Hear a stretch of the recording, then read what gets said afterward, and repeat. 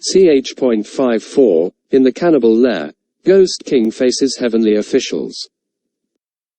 Lian turned his head to look at that dejected-looking kneeling statue and said, Chi-Rong was right. About one thing. I am quite the failure. Don't believe in the words of useless trash like him, Hua Cheng said gently. Other than being good at not dying, and running away, he's got nothing else going for him. He can't even level up to a supreme. After 800 years. Even beating him up would only dirty your hands. Lian's lips jerked upwards, thinking, wasn't he also the same? Only good at not dying, and running away. Even after 800 years, he'd only gotten as far himself, which was nowhere. At first, when he saw Lang Qianchu as the martial god of the East, ranking as a high heavenly official, but still maintaining his old character, still straightforward, still falling asleep in boring meetings, he felt rather comforted. And yet, from now on, who knows how he would change. He went in pursuit of Chi-Rong. Once that was done, how would he end things with Lian? Lian stood up, and slowly walked to the statue. He stood in front of it head-on. That face was indeed exactly the same as his own, only it was carved in a sorrowful expression, its face covered in tears. Scrunched up and ugly. After staring at it for a moment, Lian sighed and placed his hand on its head, pouring in a powerful force of energy. When he removed his hand, 2 long crevices crawled over the cheeks of the statue, and soon after, the crying face broke apart. The statue collapsed and crumbled into small rocks, falling to the ground, never to be restored. When Lian turned around again, his usual gentle and peaceful expression was back on his face. He rubbed his forehead and said, Chi-Rong's lair probably still has a lot of humans hidden. I'll go find them. And release them. Hua Cheng stood up too. Let's go. During the ruckus earlier, all the little green lantern ghosts in Chi-Rong's lair had run away, and those who didn't were hidden in the shadows, afraid to come out. The two searched all over, nabbing a couple unfortunate little ghosts along the way and forcing them to lead, and they found many caves used for storing fresh food. Counting roughly, the number of people Chi-Rong had captured for consumption was actually no less than 300. They were either nearby villagers or travelers passing by. The two unlocked jail cells as they roamed, freeing all the detainees. With a task at hand, Lian was able to change focus and calm down.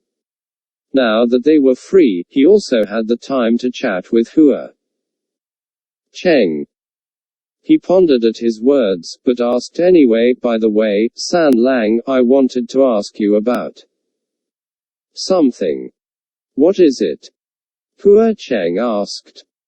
How did you know that Chi-Rong was the mastermind behind the gilded banquet plot? Lian asked. At first, he didn't know why Hua Cheng had brought himself and Lang Qianchu to the Green Ghost's lair. But now he did. Hua Cheng's objective was to have Lang Qianchu hear for himself Chi-Rong's confession to the whole gilded banquet scheme. Chi-Rong didn't know that I was Fangxin, Lian said. If he had known, he would have harassed me from the start. At the time, although I knew the old Xianlei royals were plotting something underhanded, I didn't know it was Chi-Rong behind it all. So how did you find out? How long have you known this? Not too long. Hua Cheng walked alongside him with his hands behind his back. I've run into Chi-Rong few times and learned the kind of person he is. Qi Rong was of Xianlei when he was alive, and regarded Yong'an with deep hatred. He was good at the art of provocation, fanning fires and fabricating situations. Many of the major assassination plots of the Yong'an nobles were all manipulated by him behind the back. But he hid really well. Si Lian shook his head. So he already had a history.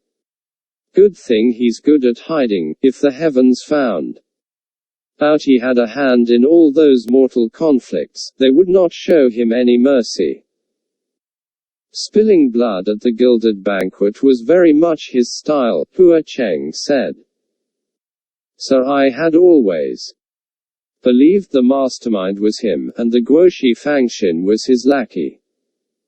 But, in the upper court, since Lang Qianchu identified you as the Guoxi Fangxin, then there was no way Fangxin and Qi Rong would be in the same boat. Si Lian's steps slowed. It seemed that even though Hua Cheng wasn't present in the heavens, he was still very informed of what went on in the Great Martial Hall. And not just that, he was also very knowledgeable of Si Lian's personal relationship with Qi Rong.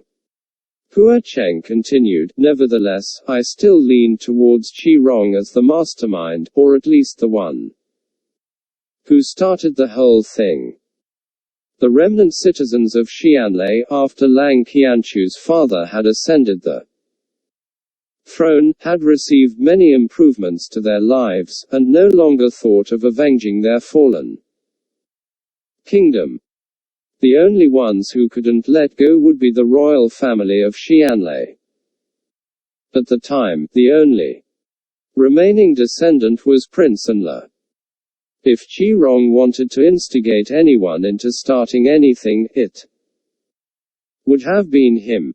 Very conveniently, this individual randomly died of an unknown illness right after the gilded banquet. Was that not obviously suspect? Si Lian nodded, and Hua Cheng concluded. So, he was more than likely killed, and the reason for his death had something to do with the gilded banquet. My first deduction was that it was the work of Yong'an nobility, but nothing happened to the remnant citizens of Xianlei, so it couldn't have been them. I thought about it, and came to my present conclusion. Si Lian smiled and was amazed. So few clues, and yet you could deduce so accurately. It's not hard, Hua Cheng said. You just have to know the main people involved well. That's for sure, but in your deduction, there was a significant preamble that I don't understand. And that is? Hua Cheng asked. Why do you believe so firmly that the one who made the first move must be Qi Rong? It wasn't that I believed he did it. I just believed that you didn't. Hearing this, Si Lian stopped smiling. He was quiet for a moment before asking, why is that? If you had admitted to spilling blood at the gilded banquet using any other reason, then I would have believed it was you, Hua Cheng replied. The Yong'an king was sincere in his rule, loved by the people. And yet Lang Qianchu said the reason you told him was, I couldn't stand seeing you in that position. That was the model declaration of one overthrowing the crown. But if those words came from you, then it'd be a poor attempt at tarnishing your own name. Hearing this, Si Lian puffed a laugh soundlessly. Tarnishing my own name? Did you not think that I might not have harbored those thoughts deep down inside? Maybe I do have some resentments hidden. Thoughts are thoughts, you wouldn't have acted upon them, Hua Cheng said. Si Lian shut his mouth. After a moment, he said, San Lang, I'm not the person you think I am. You Si Lian closed his eyes and shook his head, as if undecided on whether to comment. Hua Cheng urged, what? Tell me. It won't matter. Si Lian chewed on his words, but finally said, I just think it's best for people not to have too much hope. In another. Oh. Hua Cheng hummed. And what do you mean by that? Don't think someone overly perfect, Si Lian replied. If it's just watching a shadow from afar and never having to interact, then whatever. But once acquainted and grown close, one day you'll end up finding that this person was not what you had imagined, maybe even the complete opposite. When that happens, you'll be very disappointed. Hua Cheng disagreed, you never know. I don't care if anyone else is disappointed. But to some, the very existence of a certain person in this world is in itself hope. Although he didn't specify who some were, and who a certain person was, his tone plain and casual. Like it was an offhand comment, Si Lian's heart lifted, he felt light, even. He paused in his step and couldn't speak. Some moments after he suddenly blurted, San Lang, who are you, really? Hua Cheng stopped too, and turned his head to look at him. Si Lian looked him squarely in his eyes, and asked thoughtfully, you knew who Qirong was, and knew the kind of person he is. You knew who I am, and knew how to paint the God-pleasing crown prince. You seem to know everything about me. You know a lot. Maybe even more. Hua Cheng raised his eyes. Don't I always know a lot? Si Lian shook his head. It's not the same. His left hand held his right elbow while his right hand propped his chin. He looked at Hua Cheng in wonder. I've always had the feeling that you are someone from my past, and must have known me from very early on. Maybe it was during my first ascension, no, maybe even earlier. Yet I really don't remember. When have I ever met a character like you? Someone like Hua Cheng would be unforgettable after the first meeting. Si Lian had never bashed his head in and lost his memories, so if they had met, there was no reason to not remember. Si Lian stared at him, looking somewhat bemused. Who are you exactly? Have I met you before? Hua Cheng didn't answer, but his lips lifted softly. Si Lian immediately came to, and realized his questions were extremely inappropriate. A ghost's real name was usually a secret, unless it's someone unfathomably abnormal like Qirong. There was no reason to tell it to anyone. Si Lian hurriedly said, I'm sorry, don't mind me. I was just asking. You don't have to answer me. Whoever you are doesn't matter. Just then, Hua Cheng's eyes squinted. Si Lian realized he must have noticed something, and turned his head back. Behind them, from not far within the cave, came noisy chatter and the clear, loud voice of a woman. I told you, my powers are stronger in my female form, even my luck is better. Yet you still wouldn't let me. Do you see now? We rolled it right this time. Exclamation mark. Exclamation mark. It was Shi Qingxuan's voice. Si Lian blurted out, Lord Wind Master. As he had guessed, a white-clad lady cultivator came sprinting out of a cave opening, and her eyes lit up when she saw Si Lian. I found him. His Highness is here. However, she then saw Hua Cheng standing behind Si Lian, and her face fell immediately. She leapt backwards and flashed the Wind Master fan before her. Before Si Lian had the chance to say anything, Another voice of a man echoed from within the cave. Did you find him? How are things? The voice was coming closer, and soon the shadow of another appeared. It was Feng Xin. He had in his left hand a long, black bow, and the moment he saw Hua Cheng he pulled back the silver bowstring, high on. Alert! Hua Cheng chuckled and made no comment. Si Lian hurriedly said, "Put away your weapons, we can talk this out." The four ran into each other on the narrow path of the Green Ghost's lair, 2 against 2. Feng Xin had the bowstring pulled fully, a string of spiritual light formed into the shape of an arrow within his right hand, and he aimed it at Hua Cheng. Feng Xin spoke first, his voice full of warning, "Your Highness, come here." Feng Xin's bow was gifted by Jun Wu, named Fengshan. 40. It was a rather troublesome spiritual device.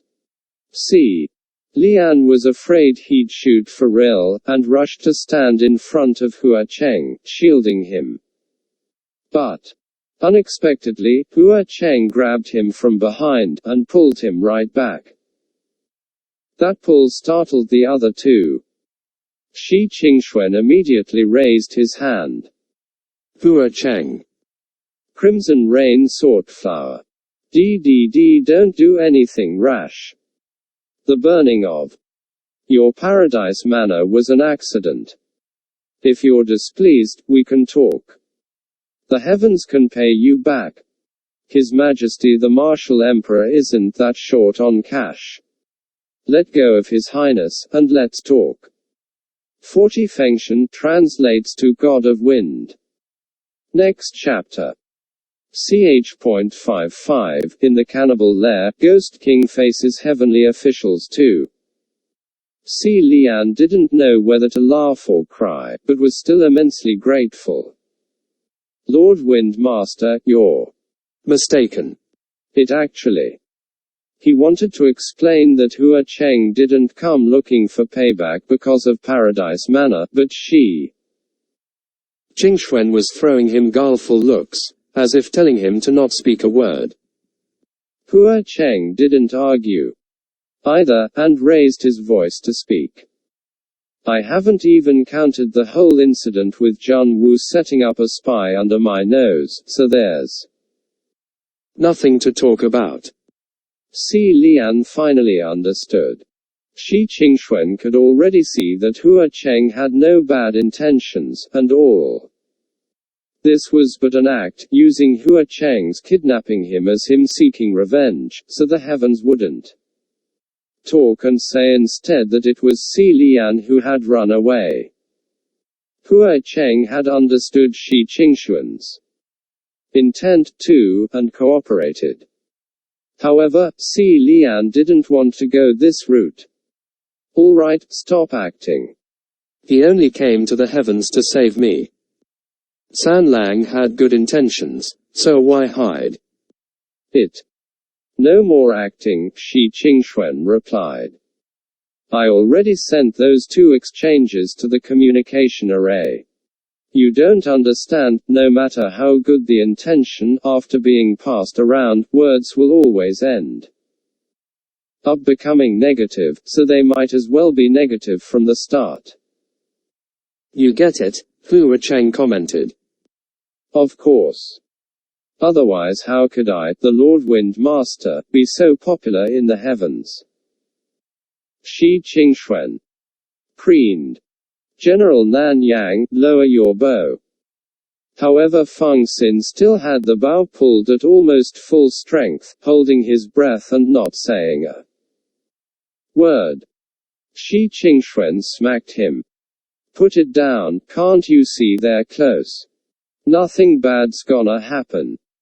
Feng Xin said in a low voice, Your Highness, the one next to you is a supreme. Seeing that his hostility wouldn't drop, his bow unlowered, Shi Qingxuan suddenly rammed herself into his arm. Instantly, Feng Xin's face paled, worse than if he were to see a ghost by a millionfold. he screamed, the shaft of the spiritual arrow dissipating powerlessly like clouds. He opened his mouth and a long string of loud curses came out, distressed to the core. What the fuck? Exclamation mark. What the fuck are you doing? Exclamation mark. Exclamation mark. Exclamation mark. Turns out, Shi Qingxuan had used her bosoms to ram into his arm, the one holding the arrow. That blow had thoroughly terrified Feng Xin. Shi Qingxuan swung her whisk back, elegantly carefree, looking as if she hadn't just done anything inappropriate. I haven't even asked you what you are doing. I just said that Crimson Rain Sword Flower came to save His Highness, and you still point at him with your arrow. If you want to fight him so badly, well, I won't help you. Feng Xin had already backed away 1,000,000 miles, looking like he would never approach her again. He cried in dismay, "Don't you dare do that ever again!" Exclamation mark. Exclamation mark. Ever. Exclamation mark. Exclamation mark. Do you hear me? Exclamation mark. Exclamation mark. Watching him avoid her like a snake, Shi Qingxuan, who was so confident about her ethereal beauty, actually felt rather depressed. Okay, I won't do it again. It's not like you suffered any loss, what's with that reaction? As if feeling she'd lost face, Shi Qingxuan changed back into a man, and turned around. Where's Qianchu? Hearing his words, Feng Xin finally composed himself somewhat, and looked around too. Si Lian ahed and said, "He's not in the communication array." No. Shi Qingxuan answered.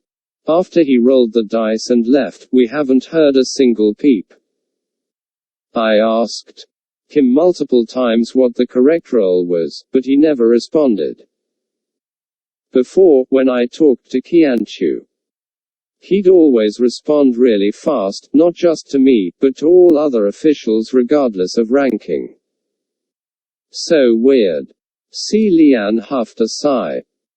His Highness Taikua left to chase after Qi Rong. The other two were taken aback. Qi Rong. Yeah, Si Lian replied. This place here is Qi Rong's lair. Sigh, in any case. Feng Xin cut in, wait. Why did His Highness Taikua go pursue Qi Rong? Didn't he come chasing after you? No reason, Hua Cheng answered from behind. He was chasing the real mastermind behind the gilded banquet bloodshed, and the only thing His Royal Highness did was wipe up after that murderer's ass. Lang. Qianchu found out the truth, and went chasing after the real culprit. That's all. Feng Xin was shocked. The real culprit. Is this the truth? Exclamation mark. Si Lian felt it really wasn't the time and place to explain all the complex details and shook his head. It's not that simple. I'll explain more when we get back. Shi Qingxuan, although ignorant of the inside story, was joyous. I knew there was a misunderstanding in all of this. I've such godly premonition. Now even if you return, you would no longer be detained. Good. Feng Xin said too, looking like he was greatly relieved. He put away his bow and the wariness he had shown also significantly decreased. Hua Cheng on the other hand, only snorted coldly. Have you known? Si Lian asked Feng Xin. That Qi Rong was the Qi Rong. Feng Xin asked, which Qi Rong? Who? Then startled. The one we knew. So you didn't realize it was him either? Si Lian remarked. Feng Xin's face went dark. No. I've never run into the green ghost himself, and had always assumed the name was just a coincidence. What kind of dumbass would run around with his real name? That's crazy. But the moment the words left his mouth, he instantly remembered that Qirong was indeed crazy, and his eyes met Si Lian's, both falling silent in mutual understanding. Long before the two had ascended, Feng Xin had despised Qirong. Qirong was the son of the younger sister to Si Lian's mother, the last queen of Xianlei. He grew up in the royal palace, spent his days clinging to Si Lian, and as Si Lian's personal guard, Feng Xin of course saw Qirong frequently. He was young, immature, bullheaded, energetic, extreme, and the worst thing was, as royalty, no one dared to educate or discipline him. It was easy to imagine just how lawless he was. He used to always hang around on his lips the words, "My cousin the crown prince is perfect. My cousin something something." If anyone were to be even remotely disrespectful to Si Lian, or had given him a sliver of a problem, it wouldn't matter who it was, Qirong would surely bag that person with a gunny sack and beat him to death. He had never in his mind any care or respect for the old, the handicapped, or the young. There was even once Si Lian saved a child not over 10 years of age from under Qirong's hands. The poor boy was beaten to a bloody pulp, miserable to the bone. Yet Si Lian was mindful of Qirong's lineage, plus he was genuinely on Si Lian's side, so Si Lian had never disciplined him physically. But if it was only lectures, Qirong wouldn't change no matter how many times he was scolded. He was truly a headache. Feng Xin was a much more straightforward person, not as patient as Si Lian, and constantly disputed with Qirong, disobeying his commands.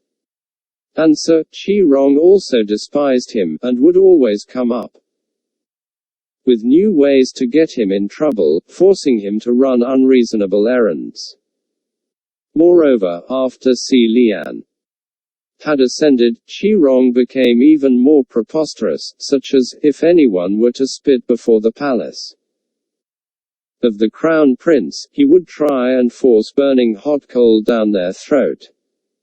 To prevent him from going too far, Feng Xin had to descend frequently to clean up after him. Truly aggravating.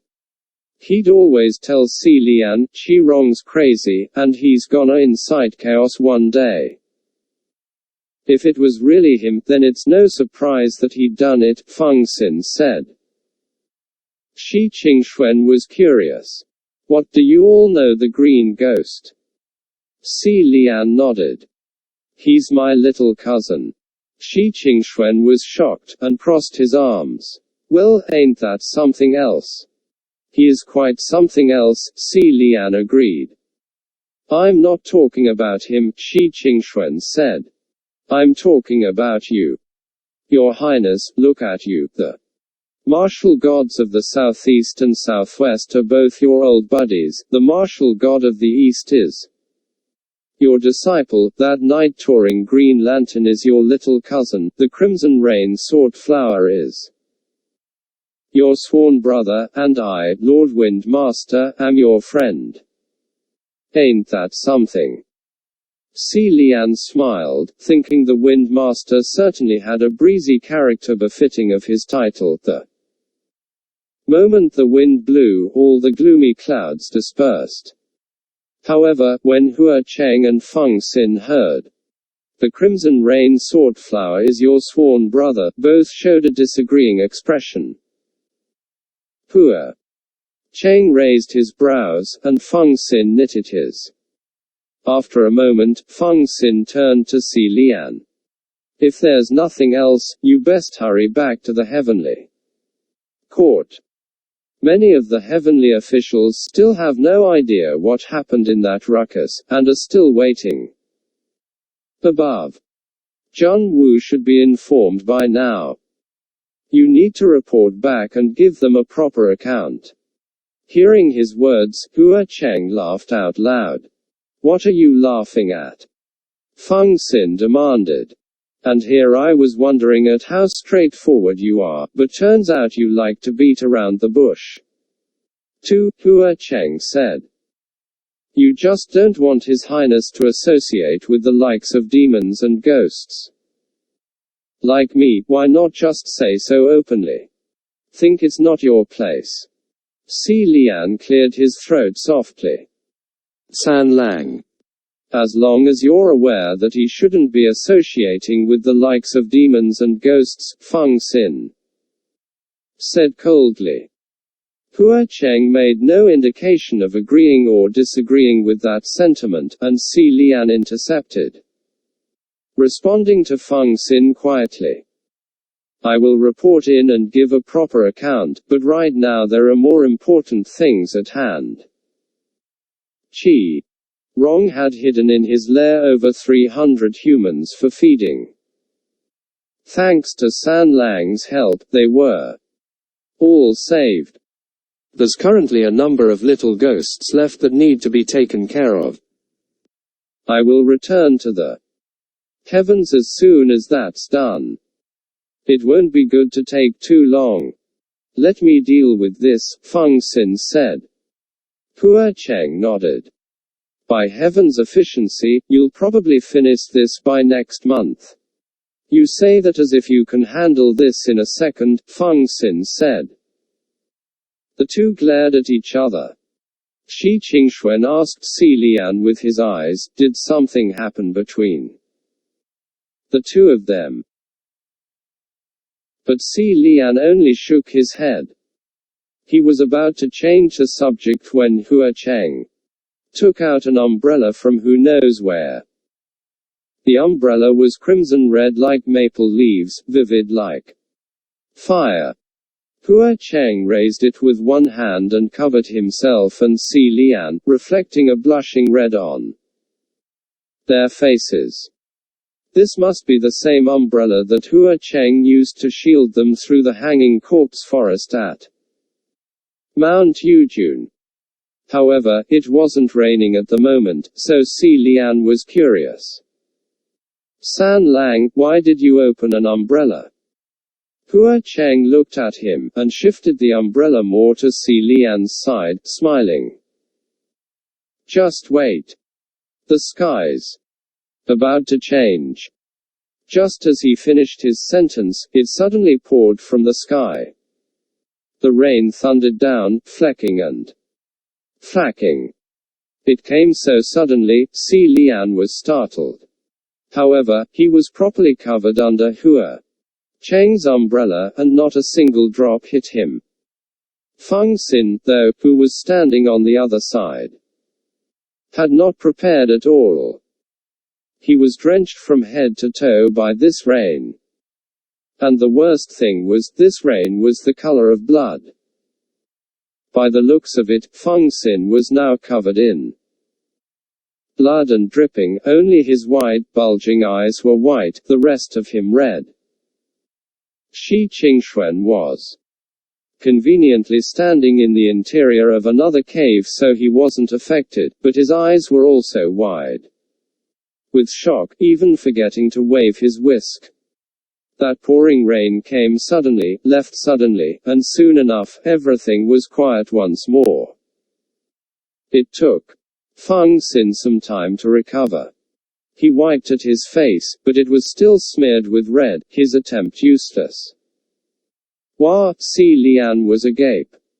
Hua Cheng closed the umbrella and laughed. How's that for show? In 4 short words, he'd already taken a number of leisurely steps, and was quite the distance away. Si Lian was fumbling all over his sleeves looking for some rags, but instead, Shi Qingxuan plucked some white strands from his whisk and handed them to the deeply muted Feng Xin. The moment Hua Cheng left, Si Lian immediately sensed the void behind him and turned around in a rush, running a few steps after Hua Cheng. San Lang, are you going back to the ghost city? Hua Cheng turned his head. Aren't you also going back to the heavenly court? He then added, half-jokingly, but if you want to follow me back to the ghost city, you're very welcome to. Si Lian chuckled. Next time, he said sincerely. Next time if there's a chance, I'll definitely visit the ghost city again. I'll help you lay bricks when you rebuild Paradise Manor. No need to lay bricks. You can just sit back and watch, Hua Cheng replied. Si Lian's smile died a little.